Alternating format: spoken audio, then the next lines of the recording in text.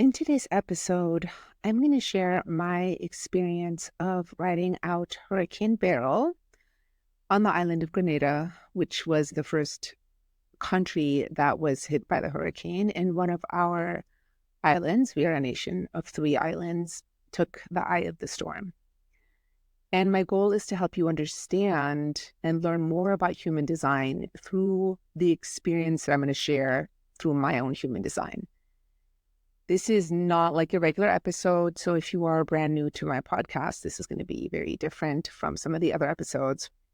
I really just wanted to share my experience and help you understand what this might be like for somebody with my design.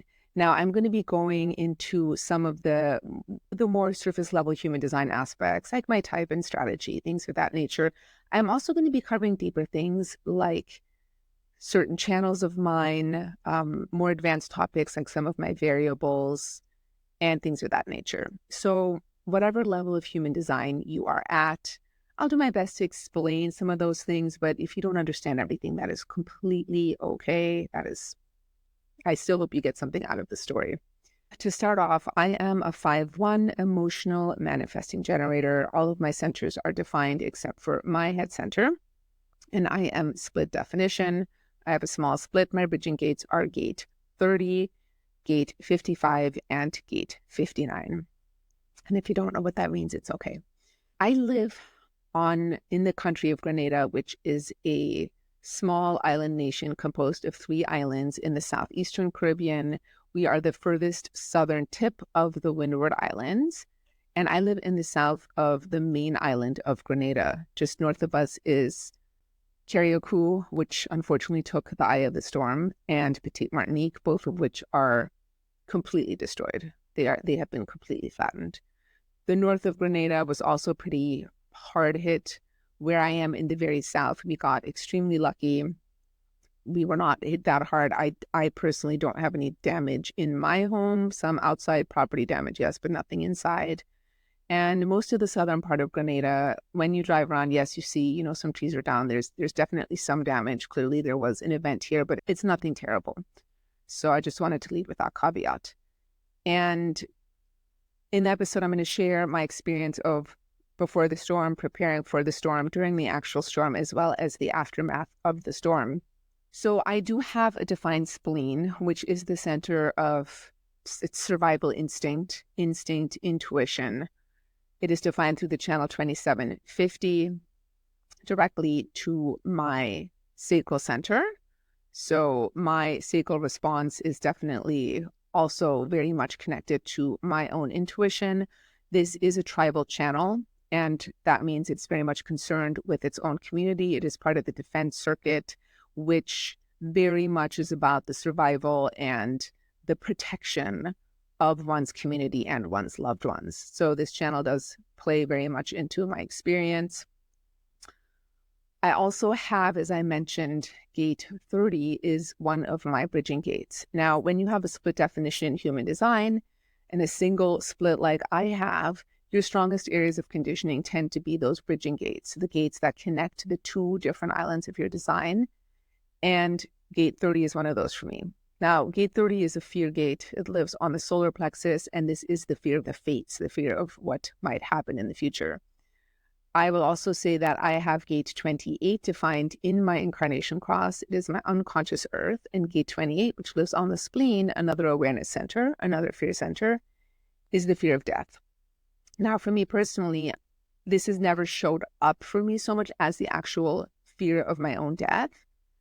It has always showed up as the fear of my loved ones dying, of things that I love dying, areas, in this case, environments that I love dying. That is usually how I experience the fear of gate 20. I am a first line profile. I'm a 5/1. So I research a lot, and I do live in the Caribbean, which is hurricane prone. Now, I will say that I originally chose Grenada because it is below the hurricane belt. Obviously, that doesn't make it hurricane proof. There have been major hurricanes here. The last major one was in 2004, Hurricane Ivan, which very much devastated the island of Grenada where I live. And the previous major hurricane before that was 1950.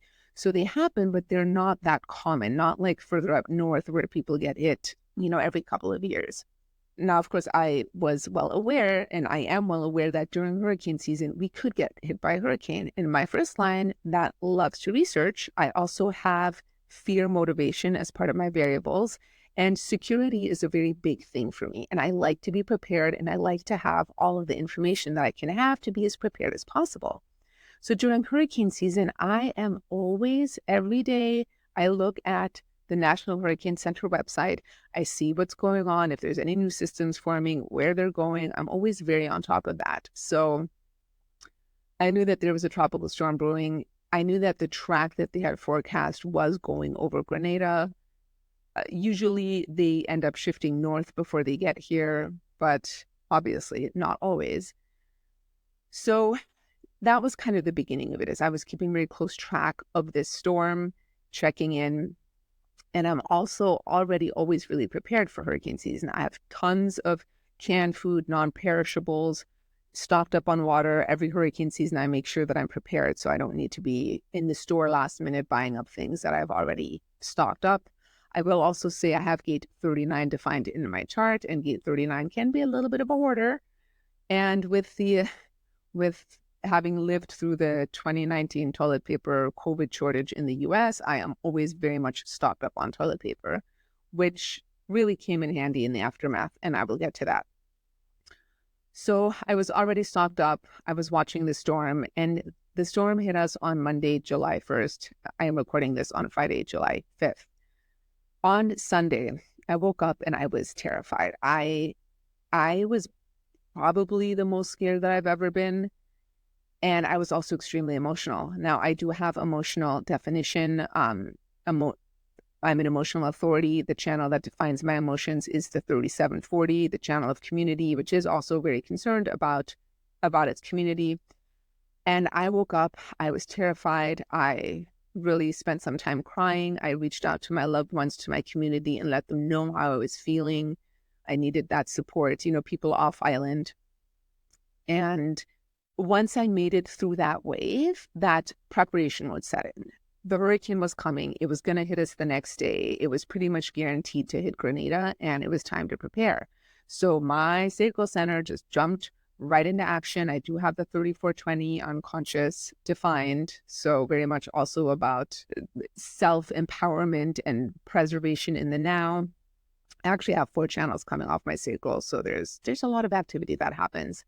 And I immediately just started going into prepare mode, bagging up all of my valuables, putting them in, elevated places in my bathroom, which would likely, even with damage, be the driest place. And also considering, and I had been considering this, but where I was going to ride out the storm. Now, I was going to ride it out with my partner. That was the original plan.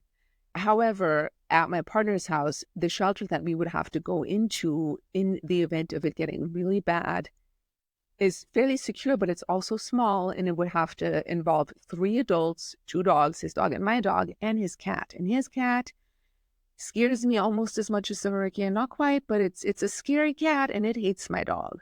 So upon further thought, like going into that, potentially into that situation, in a very stressful situation with 3 scared animals, 2 which really don't get along, did not seem like that was the best solution if there was another solution, which luckily there was. On my property, there is my apartment, there is my landlord's house, and there's another 3-bedroom, 3-bathroom apartment underneath his house. And the bathrooms in that apartment are completely free of any outside walls. They have no windows. They were probably the most secure place on the property to ride out the storm in the event that it got really bad. There was nobody in those apartments, and my landlord was going to be riding out the storm in there as well, and he said I could totally ride it out in there. So preparations continued. I moved everything that I needed, water, flashlights, candles, food, dog food, my dog's bed, all of that stuff down into that space. And of course, did some further research because this bathroom had a glass shower door and a mirror. And my further first-line research revealed that even without direct debris hit, like those things could shatter. So I also prepared that by wrapping them up in sheets, just making sure even in the event of something shattering, Orca, my dog, and I would be secure from being hit by the glass, or as secure as we can be.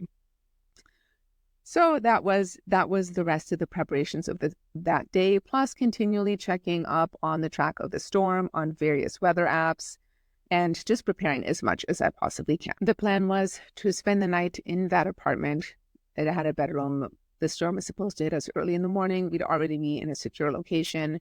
So I finished closing up everything in my apartment, barricading the doors, just moving everything valuable, and moved everything, including my dog, into the downstairs apartment to prepare for the next day.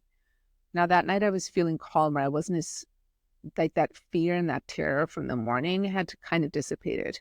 Now, one of the things about the terror that came up for me is I have never been in a hurricane, but I have seen the aftermath of plenty of them. And obviously, with the Gate 20, the fear of death, the fear of potentially losing loved ones. I have a lot of tribal circuitry. Actually, I have a lot of all kinds of circuitry. I'm a fairly defined person and actually equally split between individual, tribal, and collective. But I do have a lot of tribal.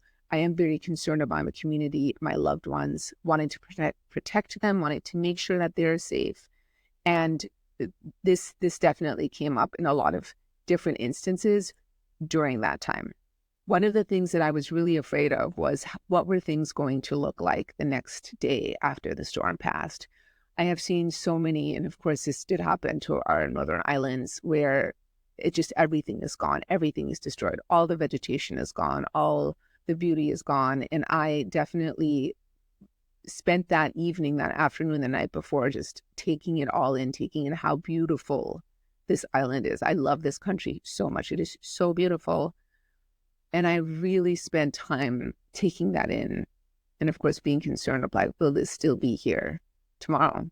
And I took pictures and everything to remember it as it was before the storm.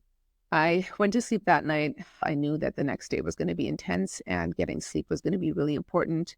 I woke up early the next day. I kept tracking the storm. It did look like on different storm trackers, the part of Grenada I was in was definitely like right in the cone. Others, the part of Grenada I was in was just slightly below the cone, but the rest of Grenada and definitely our sister islands, Carriacou and Petite Martinique, were right in the cone. And it was looking like the eye was definitely heading for Carriacou, which of course was, on the one hand, I was feeling hopeful, like that it wasn't going to be as bad where I was, but on the other hand, so concerned for my community and the rest of this beautiful country where I live, that I love to call home. That was definitely there. I'm the kind of person that can't sit still. Like I mentioned, I have the 3420 unconscious. Like, sitting still is really hard for me. I like to move. I like to be busy. I love to work. I am a manifesting generator. And so that morning I figured, while I still have power, let me just get some work done. Let me distract myself a little bit. I'm also the left angle cross of distraction in my incarnation cross. So distraction sometimes really serves me. So I just did what I could. I knew I couldn't go outside. And finished up some last minute work stuff, made sure everything was completely charged and ready to go. As the storm set in, we did have power for a little while. The power did eventually go out. I do have data on my phone. That data worked for a while. I was in touch with loved ones in the US and other places that were continually checking in on me, as well as with other loved ones on the island, to see how everybody was doing. And again, with my first line and my fear motivation, really staying on top of the news, staying on top of what National Hurricane Center was saying, and continually checking the weather apps to see what was going on. That being said, it wasn't that bad down here. I don't think the winds where I was actually exceeded 40, 49, maybe 50 miles per hour. It was, obviously that's windy, but it's not 150 miles per hour. So the rest of the storm really wasn't that bad. Just heavy wind, heavy rain. I ended up going into the bathroom for a little while, hanging out with my dog. His bed was in there. He felt comfortable in there. But for most of it, I was able to just hang out in the bedroom. Once around, I don't know, I think it was around 3 p.m. rolled around. Clearly, the worst of it had passed us. The storm had moved westward. So I immediately came out and I checked for any and all damages. Nothing massive here. Our gate had fallen, like the arm was torn off the wall. Obviously some, trees and shrubs and stuff like that. My apartment did have some water in it, but it was nothing major. And I immediately moved into hurricane recovery mode and bringing things back. putting things back into the way that I wanted them to be, and keeping myself busy, keeping myself distracted, because I really felt like I needed to be busy. Checking in with all of my other loved ones, making sure everybody that I was connected with on the island was okay. Later that day, and it wasn't even, it's interesting how times fly, or things, time moves in weird ways during disasters. We knew Carriacou had gotten hit hard. We knew that I had passed over it. They didn't have any power. There wasn't anything coming out of Carriacou at that time. But by the time the next morning rolled around, we started seeing some footage from there, and how absolutely and completely devastated that island, and also Petite Martinique, the two other islands in this country, how devastated they were. All the stores here were closed, but there were boats going up from Grenada to Petite Martinique and Carriacou to deliver supplies, and they requested things that they needed. Now, luckily, my Gate 39 likes to really stock up on things. So even though I couldn't go to the store and buy things for them, I had plenty of toilet paper, I had plenty of canned food, I had plenty of water. So I did what I could, got in my car, and went to drop off whatever I could. Again, this being a lot of my tribal circuitry, my community, my channel of community, my defense circuit, which the defense circuit is small. It only has 4 gates. I have 3 of them.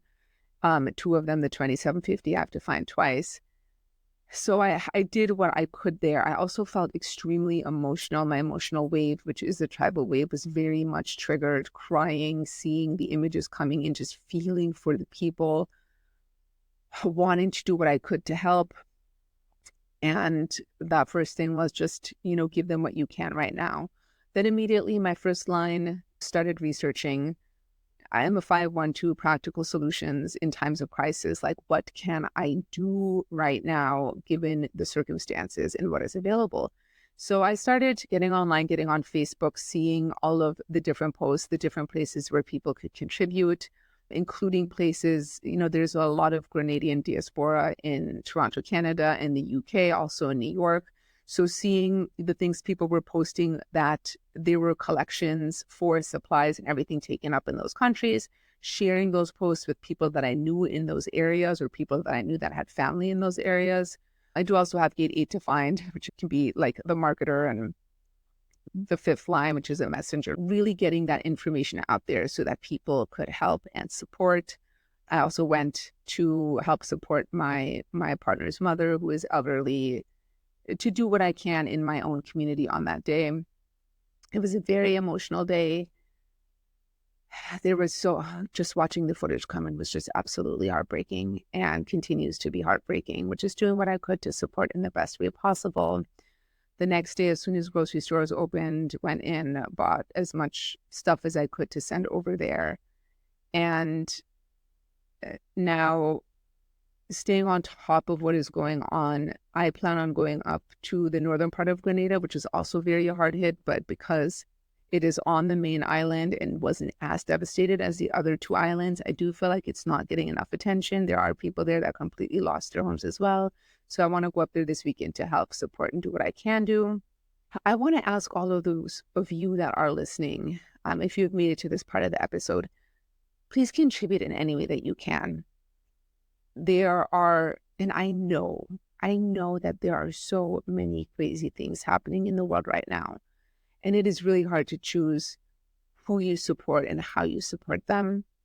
And my plea to you is to find whatever is the most meaningful, the most important one to you, and do whatever it is that you can do.